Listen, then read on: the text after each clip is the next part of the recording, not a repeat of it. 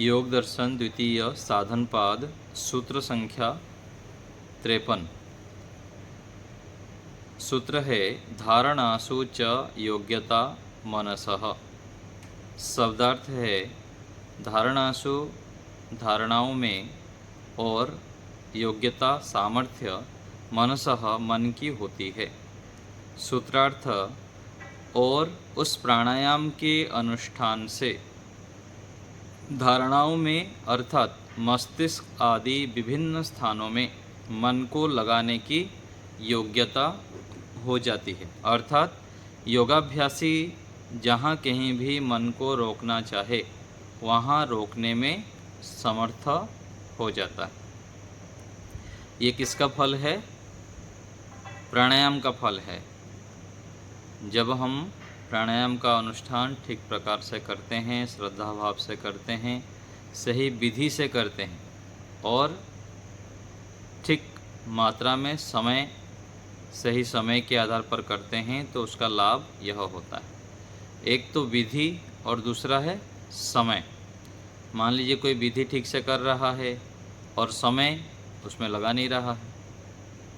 3 बार करता है, विधि ठीक कर रहा है लेकिन उसमें समय को बढ़ा नहीं रहा है, 10-20 सेकंड कर दिया तो लाभ नहीं होगा।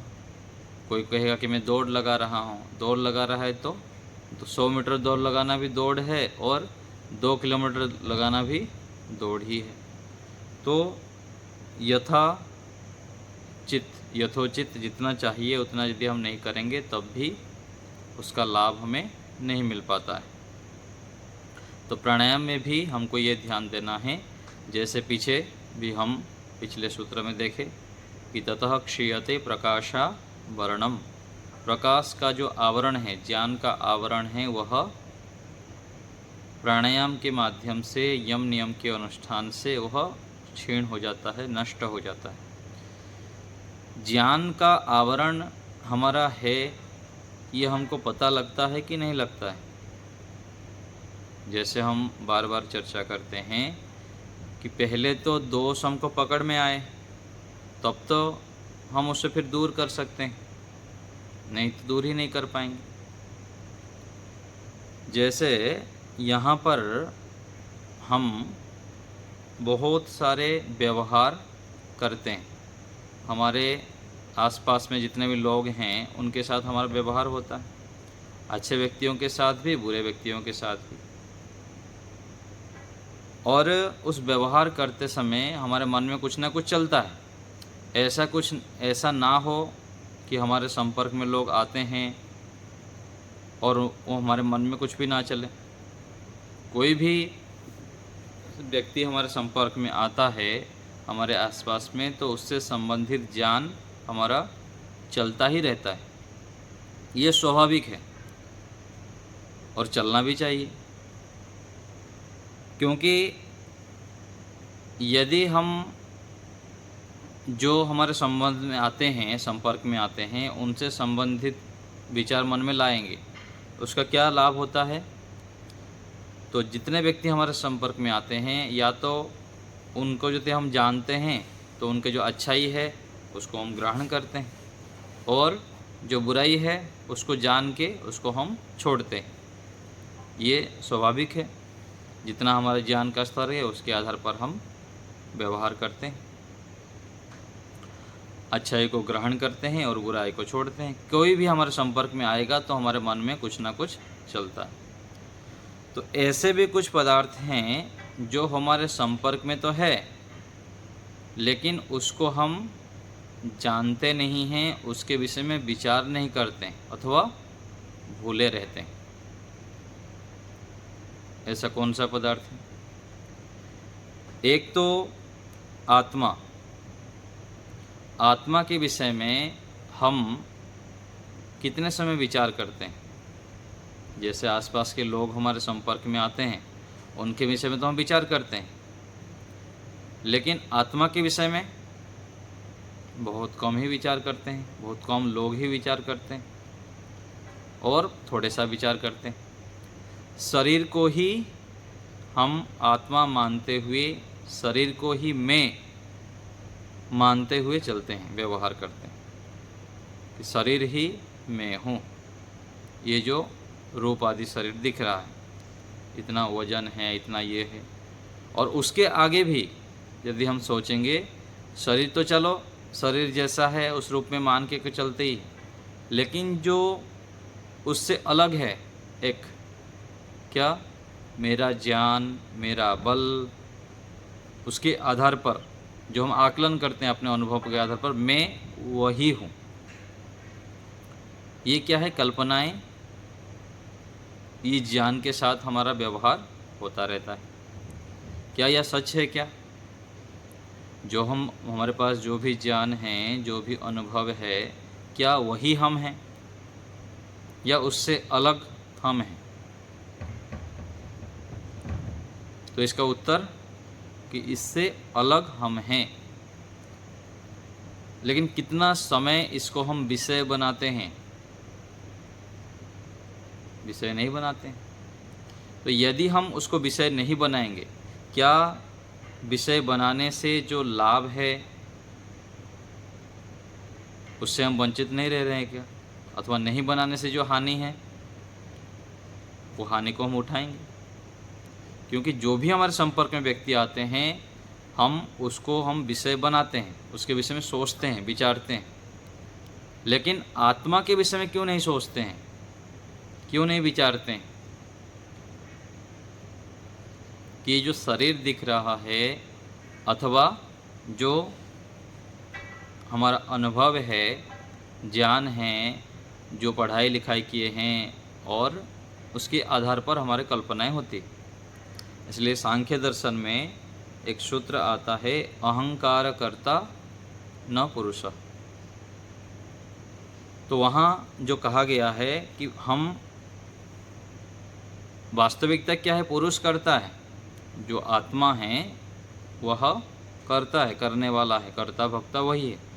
लेकिन वो जो हम आत्मा हैं उससे पृथक जो हमारा अनुभव है, ज्ञान है, हम लंबाई चौड़ाई है, लंबाई चौड़ाई तो चलो है ही, वो वास्तविकता है। लेकिन जो अनुभव है, जो हम जैसे देखते हैं, जैसे सुनते हैं, और बाहरी क्रियाओं के आधार पर हम अपना मूल्यांकन कर लेते हैं कि मैं वही हूँ। ऐसे हम मान्यताएं लेके चलते हैं। ये क्या है, प्रकाशावरणम, जो पिछले सूत्र में आया कि ज्ञान का आवरण हमारे ऊपर पड़ा हुआ है। कोई हमको सिखाया नहीं कि भाई ऐसे भी सोचना चाहिए हमको कि मैं कौन हूँ। ये जो शरीर दिख रहा है, क्या यही मैं हूँ? जो मेरे पास ज्ञान, बल, अनुभव, देखा सुना, जो भी व्यक्ति जो बता दिए कि ये मेरे माता है, ये मेरे पिता है, ये मेरे भाई है, ये क्या है, लोग बता दिए, उसके आधार पर हम कल्पनाएं करते हुए केवल व्यवहार करते रहते हैं। इससे पृथक मैं हूँ, इसको हमें विचार करना है। क्यों विचार करना है? क्योंकि व्यवहार में विचार करने से ही कार्य चलता है। बिना विचार किए यहाँ पर कार्य चलता ही नहीं है। हम करते ही हैं। हमारे संबंध में जितने भी अच्छे बुरे व्यक्ति आते हैं, जितने भी वस्तुएं आते हैं, उनको हम विचार में लाते हैं, मन में लाते हैं। ये हमको सोचना चाहिए, विचार करना चाहिए, इसको अपने व्यवहार में लाना चाहिए कि पृथकता का अभ्यास जब तक हम अपने विषय में नहीं सोचेंगे, तब तक उसका जो लाभ होना चाहिए उसको विषय बनाने से वो लाभ से वंचित रह जाएंगे। नहीं तो उसको मानते रहेंगे। क्या लाभ होगा उससे? उससे पता लगेगा कि मैं कौन हूँ, कहाँ से आया हूँ, मेरे को जाना कहाँ है। जैसे व्यापार धंधा में हम सोचते हैं ना कि व्यापार में क्या हमको लाभ होना चाहिए, कितना लाभ होना चाहिए, कितने दिन में मुझको ये अचीव करना चाहिए। लाभ देखते हैं और देखना भी चाहिए। तो ऐसे ही हम अपने विषय में सोचेंगे कि मैं कब तक ये खाना पीना, जो व्यवहार कर रहा हूँ, संबंध निभा रहा हूँ, ये कब तक कर रहा हूँ। कितने दिन तक ये सब चलेगा सब? उसके आगे क्या? बुद्धिमान व्यक्ति कहा गया, जो ज्ञानी व्यक्ति है, बुद्धिमान है। एक श्लोक हमारे संस्कृत में पंक्ति आता है कि परोक्ष प्रिया ही देवाः। जो देव होते हैं, विद्वान होते हैं, ज्ञानी होते हैं, वह परोक्ष प्रिय होते हैं। और जो सामान्य व्यक्ति हैं, वह केवल जो दिखता है उसी के आधार पर व्यवहार करते हैं, उसी में ही सुख ढूंढते रहते हैं, उसी को ही सब कुछ मानते हैं। इसलिए वेद मंत्र में आया कि हिरण्यगर्भः हिरण्मयेन पात्रेण सत्यस्य अपिहितं मुखम। ये जो चमकीला संसार है, हिरण्मय पात्र, सोने की पात्र से, ये क्या है? जो वास्तविकता है, सत्य है, वो अपिहित है, ढका हुआ है। शरीर को हम क्या मान के चलते हैं? शरीर को पूरा पवित्र मान के चलते हैं, और जैसे दिखता है उसी के आधार पर स्वीकार कर लेते हैं। पीछे का जो भाग है वो हम देख नहीं पाते हैं, और इसीलिए फिर हम धोखा खा लेते हैं, फिर लोगों को पहचान भी नहीं कर पाते हैं, और कई सारी जगह पर हमको हानि भी होती है। तो जब तक हम विस्तृत सोच नहीं रखेंगे, दूरदृष्टि नहीं रखेंगे, अपने अस्तित्व के विषय में ठीक से नहीं जानेंगे, तब तक हम ज्ञान की आवरण से ढके ही रहेंगे और अज्ञानता से युक्त रहेंगे। जब तक सत्य हम नहीं जानेंगे तब तक सुख नहीं मिलेगा। सत्य से ही सुख है, धर्म से ही सुख है। ये तो हो गया आत्मा के विषय में। आत्मा के विषय में जो हमारा ज्ञान है, जो व्यवहार है, वह विपरीत है, उसको हम विषय नहीं बनाते। विषय नहीं बनाने से फिर जो आगे के लिए हमको सोचना चाहिए, उससे वंचित हो जाएंगे, वो इतना तीव्रता से करेंगे भी नहीं। तो ये हमें विषय बनाना है कि ये जो व्यवहार है उसके अलग मैं आत्मा हूँ, और उस आत्मा को क्या चाहिए, तब तो पता लगेगा कि आत्मा को कुछ विशेष चाहिए जो कि इस सांसारिक पदार्थों से वह संभव नहीं है। वो क्या चाहिए? पूर्ण सुख, शांति, तृप्ति प्रत्येक आत्माओं की वास्तविक नीड है, अपेक्षाएं। और हम देख सकते हैं अपने जीवन काल में जितने भी संबंध बनाए, जितने भी वस्तु को अपनाए, कोई भी वस्तु से, संबंधों से हमको जो चाहिए वो मिल नहीं पाता है। थोड़ी दिन के लिए मिलता है, थोड़ी समय के लिए मिलता है, फिर वो दुख में परिवर्तित हो जाता है। क्योंकि सांसारिक कोई भी व्यक्ति, वस्तु में, स्थान में यह सामर्थ्य नहीं है कि वो हमें पूर्ण तृप्त कर सके। ये जब हम पता लगता है, फिर हम दूसरा एक अन्वेषण में जाते हैं। जैसे हम आत्मा को भूले हुए रहते हैं, ऐसे ही जो हमारे पास हैं, सदा से हैं, हर समय उपलब्ध हैं, और जो तृप्तिकारक आनंद देने में समर्थ हैं, उनको फिर हम विषय बनाते हैं, उनके विषय में जानते हैं। उनसे भी हम वंचित रहते हैं।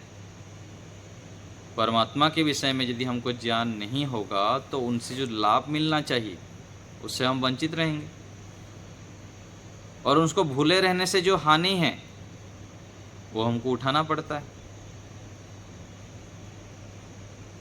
घर में हमारा पानी रखा हुआ है, हमको यदि पता ही नहीं है हमारे घर में पानी है, हम प्यासे रहेंगे, और दूसरा कोई आएगा तो उसको भी प्यासे रखेंगे, पानी दे नहीं सकते।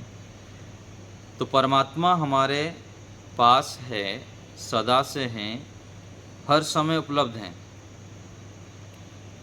उनको भी हम भूले रहते हैं, विस्मृत किए हुए रहते हैं। यह है प्रकाशावरणम, ज्ञान का आवरण। तो परमात्मा के विषय में भी हमें वास्तविक ज्ञान होना चाहिए दिन भर। जैसे हम हमारे संपर्क में जितने भी लोग आते हैं उनको विषय बनाते हैं, ऐसे ही परमात्मा को भी विषय बनाना है। ईश्वर के विषय में हमको ज्ञान अर्जन करना है, उनके विषय में सोचना है कि परमात्मा हमारे पास है तो कैसे हैं, क्या कर रहे हैं और उनसे हमको कैसे लाभ मिलेगा। इतने बड़े सत्ता, इतने बड़े सुख के सागर, क्या कहा गया परमात्मा को? रसो वही सह। परमात्मा आनंद से परिपूर्ण है। रसेन तृप्तः न कुतश्च नूनः, ये वेद मंत्र में आता है। परमात्मा आनंद से परिपूर्ण है। तो उस जो आनंद से परिपूर्ण परमात्मा है उसको भी हम विषय बनाएं। क्यों विषय बनाएं? क्योंकि यहाँ जितने भी विषय आता है सामने, हम उनको विषय बनाते हैं। बनाने से जो उनका लाभ है उनको उठा लेते हैं लाभ, और जो हानि है उसको दूर करते हैं।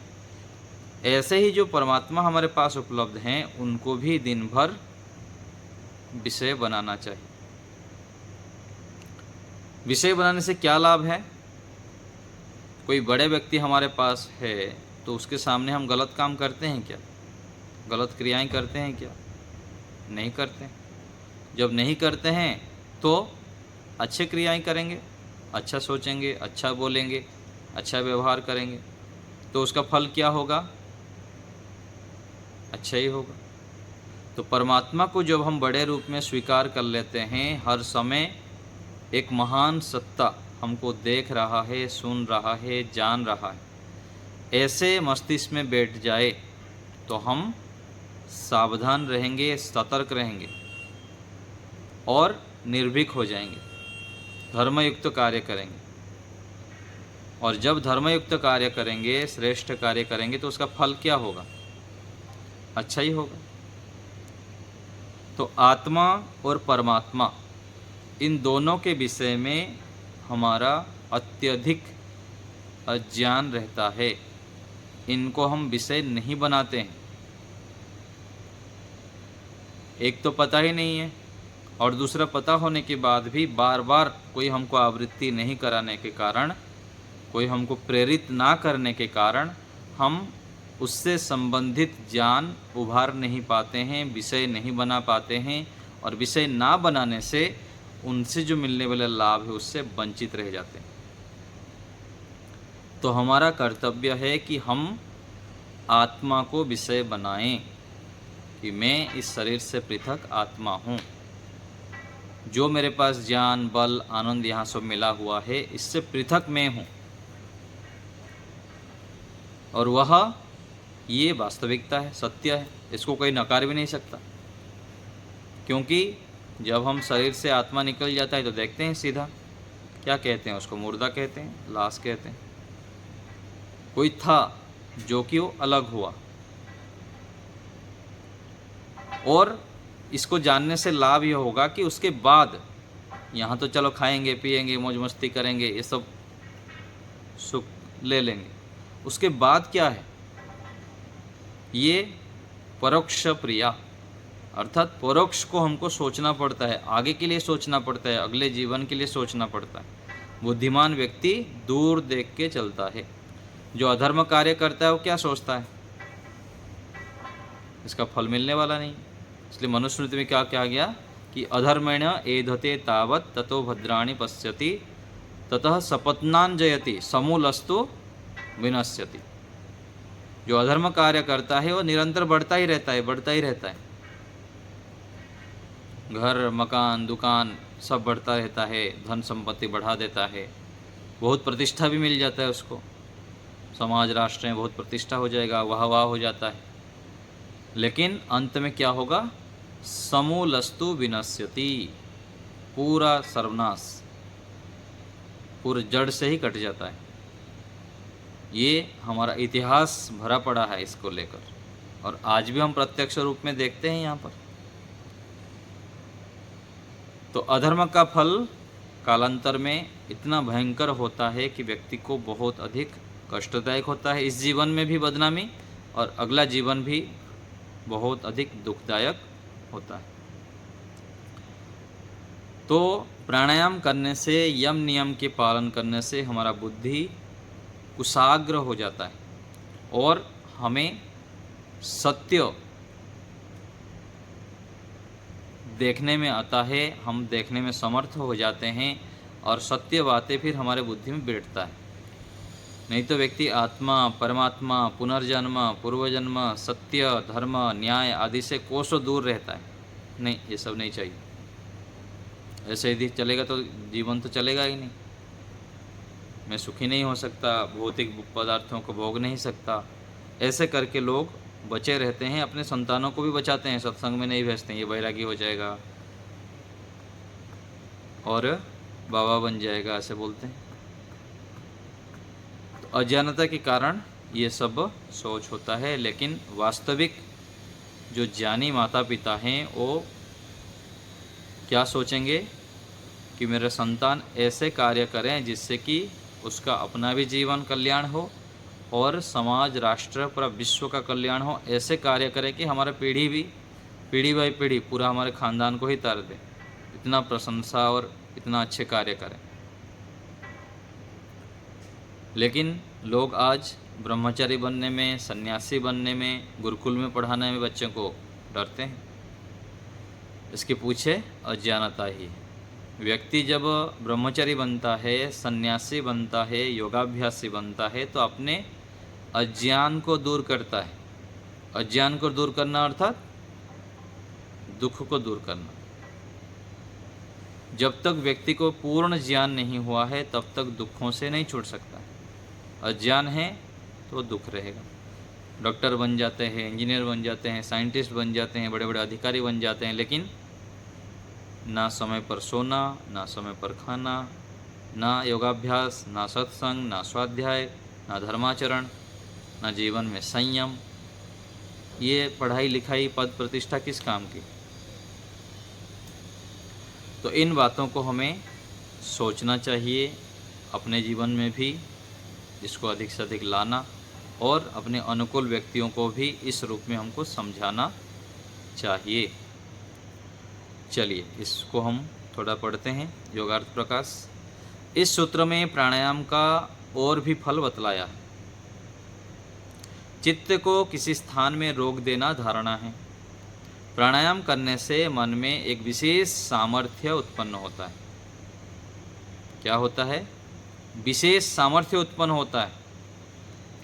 उससे योगी जहाँ भी धारणा करना चाहता है उसको सफलता मिलती है।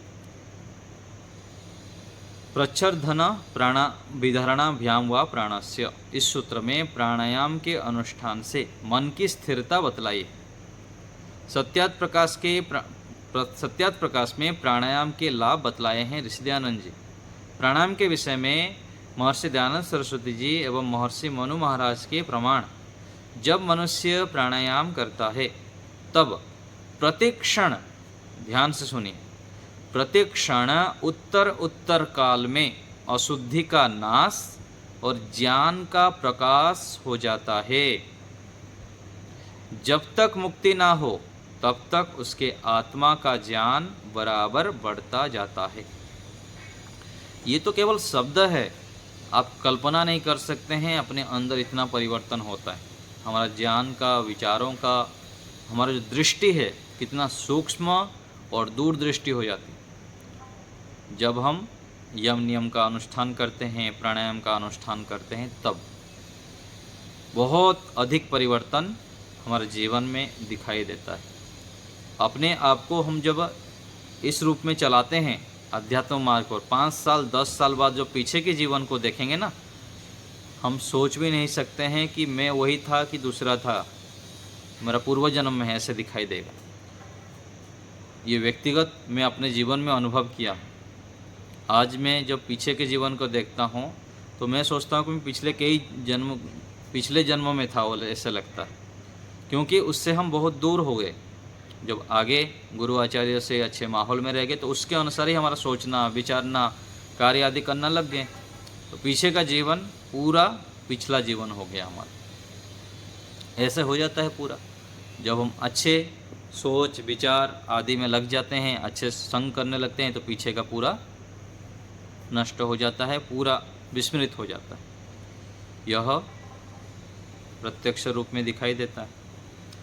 मनुस्मृति में कहा गया दह्यन्ते ध्यायमानानां धातूनां च यथा मलाः तथेन्द्रियाणां दह्यन्ते दोषाः प्राणस्य निग्रहात्।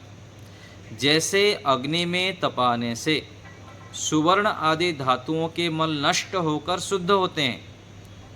सोने में चमक आता है, उसको कितना तपाना पड़ता है तो अब जाके शुद्ध और चमकदार हो जाता है। वैसे प्राणायाम करके मन आदि इंद्रियों के दोष क्षीण होकर निर्मल हो जाते हैं।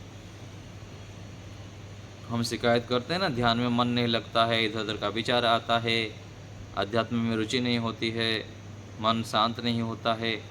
उसके पीछे कारण क्या है? मन में मलिनता है। तो मन के मलिनता को दूर करने के लिए, दोषों को दूर करने के लिए, इंद्रियों को शांत शुद्ध करने के लिए हमें प्राणायाम का अनुष्ठान अवश्य ही करना चाहिए, नियमित करना चाहिए, समय लगाना चाहिए। समय लगाओ, सफलता पाओ। तो हमें अवश्य ही समय लगाना चाहिए और इससे हमारा कल्याण है। इस प्रकार करने से आत्मा और मन की पवित्रता और स्थिरता होती है।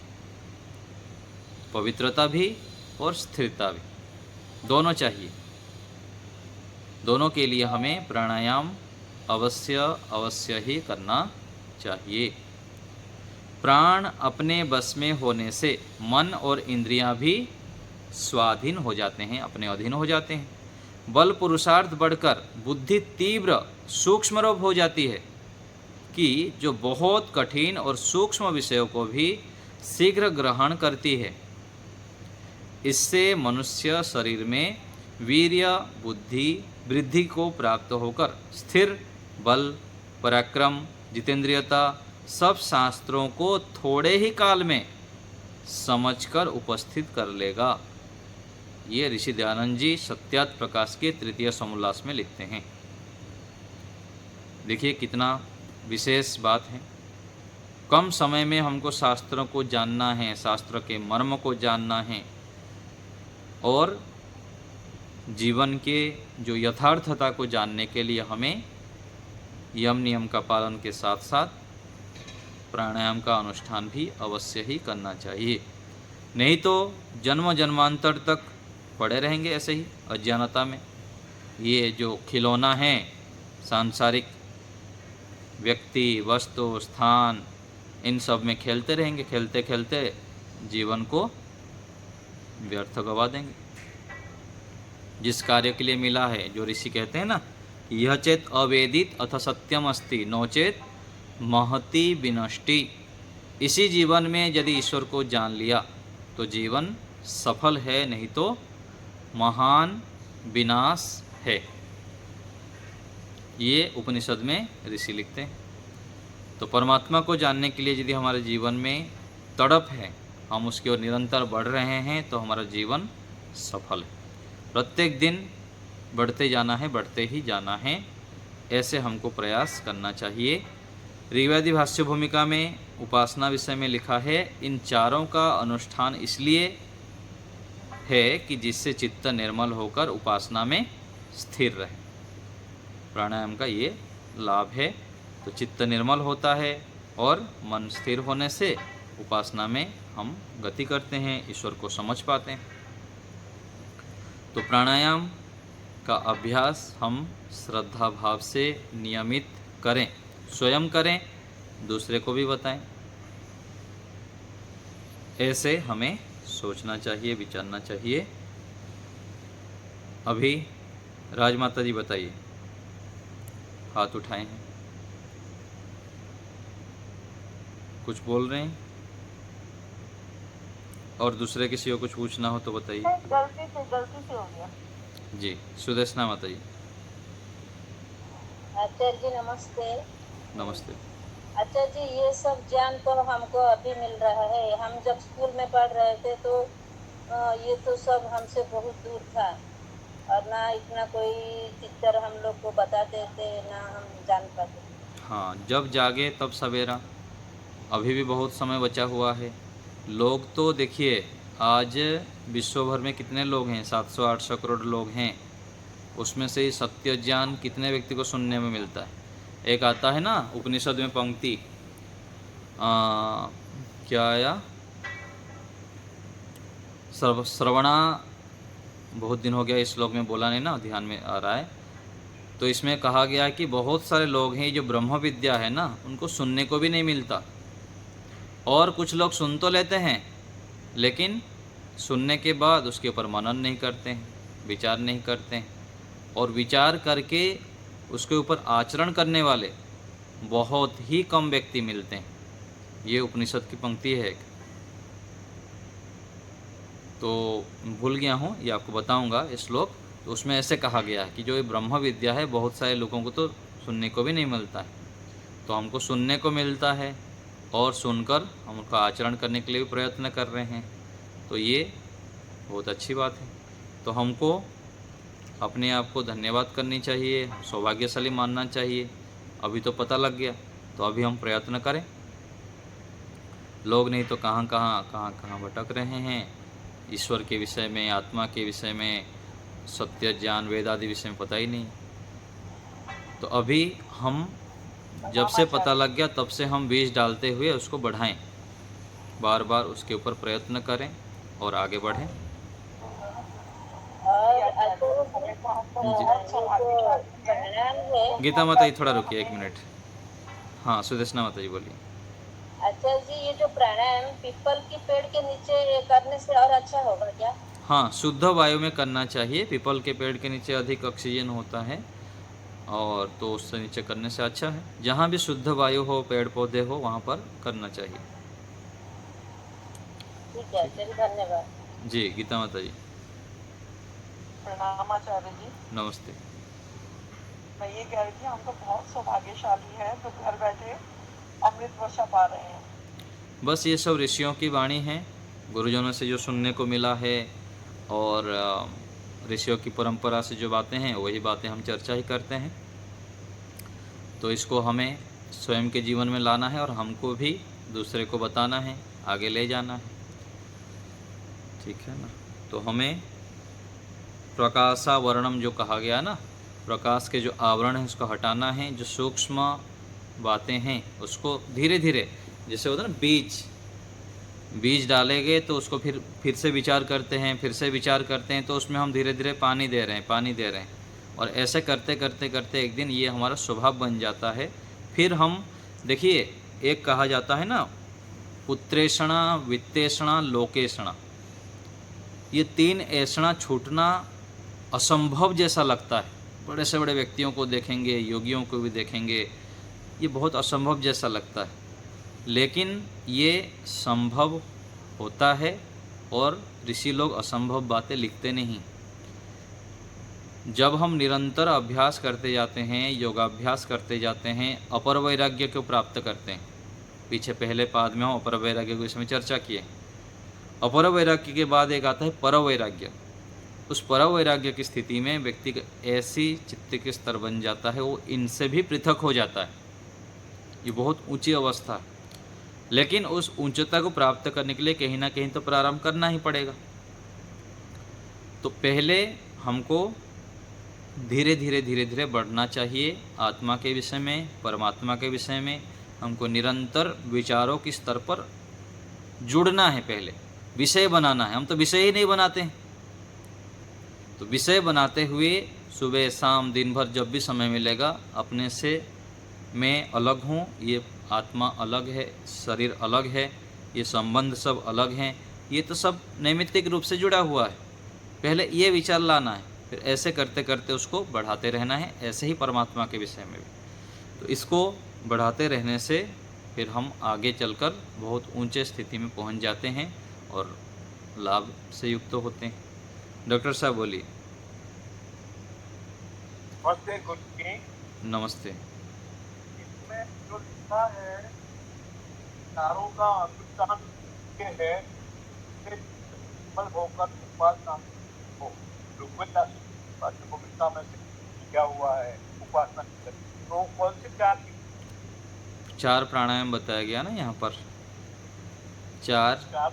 हाँ 4 प्राणायाम हैं। तो अपने अपने हिसाब से जब धीरे धीरे करते हुए अभ्यास करते हैं तो उससे लाभ होता है विशेष। चित्त को निर्मल बनाता है और स्थिर बनाता है। हाँ जी, हाँ जी। जब हम निर्मल हो उपासना में। हाँ, निर्मल मतलब पवित्र होता है, शुद्ध होता है। तो यम नियम के अनुष्ठान से, ईश्वर की उपासना से ये सब जुड़ा हुआ है। सारा हम जब करते जाते हैं तो हमारा चित्त निर्मल होता है, पवित्र होता है, स्वच्छ होता है, स्थिर होता है और हम सूक्ष्म विषयों को जानने में, समझने में, धारण करने में योग्य हो जाते हैं, समर्थ हो जाते हैं।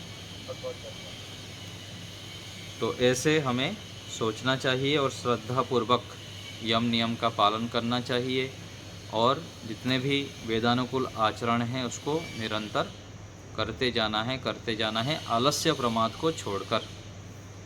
प्रमाद को छोड़कर अधिक से अधिक समय स्वाध्याय, जप और अच्छे अच्छे कार्य में लगाना चाहिए। और कोई बात किसी को पूछना हो तो बताइए।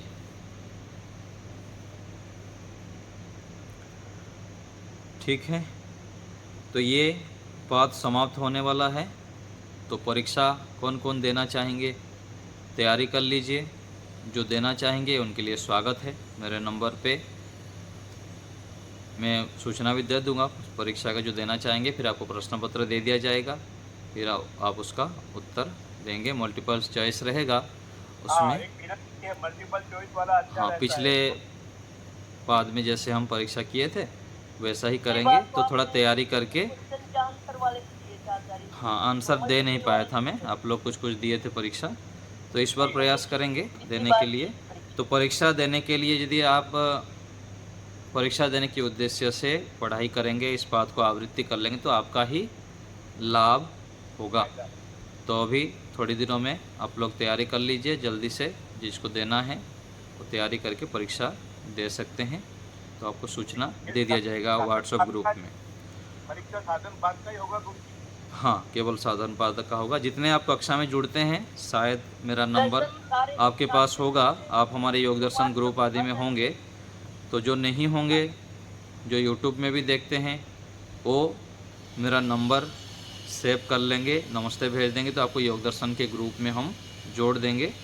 तो उससे भी आप लोग लाभ ले सकते हैं। जितने यहाँ जुड़ते हैं शायद हमारे ग्रुप में होंगे, नहीं तो मेरा नंबर जो यूट्यूब से देखते हैं उन लोग लिख लेंगे 9537649082 9537649082।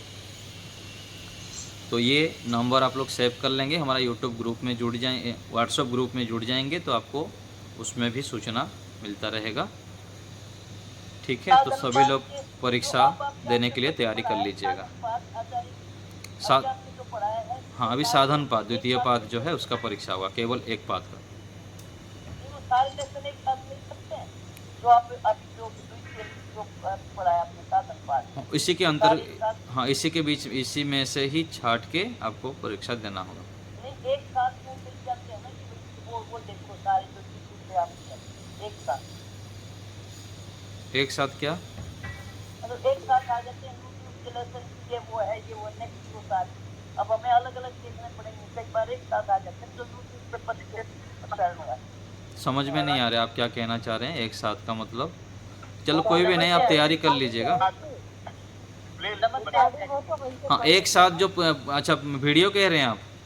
Yes, right. हाँ, वीडियो है यूट्यूब में रखा हुआ है, मैं प्लेलिस्ट भेज दूंगा आपको। हाँ, प्लेलिस्ट भेज दूंगा ग्रुप में, जो ग्रुप में है उनको मिल जाएगा। हाँ, विक्रम जी बोलिए। विक्रम जी हाथ उठाए हैं आप। सरोज माता जी बोलिए। सरोज बाला माता जी। हेलो, नमस्ते आचार्य जी। नमस्ते जी। हमें